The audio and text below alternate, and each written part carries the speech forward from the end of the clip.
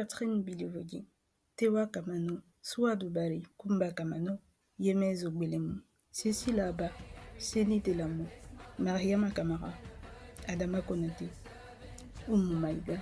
Voilà la liste que j'ai pu recenser.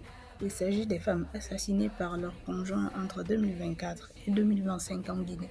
Et encore, ce n'est que ma liste. J'ai dénombré 10 femmes tuées, 10 féminicides. Oui, ce sont des féminicides. Un beau matin, des hommes se lèvent et décident du sort de leur compagne. Ils s'arrogent le pouvoir de vie ou de mort sur elles, persuadés d'être les maîtres et d'avoir tous les droits. Elles ne sont pas tuées par amour ni par jalousie. On ne tue ni pour l'un ni pour l'autre d'ailleurs. Elles ont été tuées parce qu'elles étaient des femmes, des épouses, des compagnes.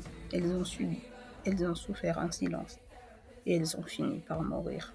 Le dernier cas date de ce soir.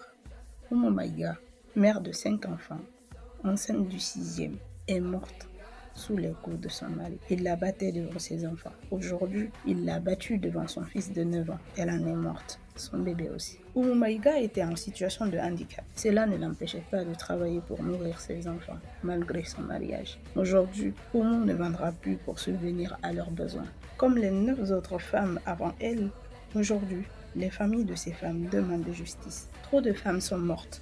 Trop de femmes meurent encore. Et sous leur regard impuissant, trop d'enfants assistent au meurtre de leur mère par leur père.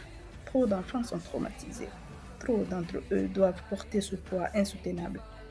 C'est ton père qui a tué ta mère. La société a rendu la femme vulnérable. Nos familles ont fermé les yeux sur nos souffrances. Elles nous ont demandé de pardonner, d'endurer. Mouniel, Mouni, Dieu, jusqu'à quand? Jusqu'à quand vous serez complices de nos bourreaux? À qui le tour? Qui sera la prochaine victime?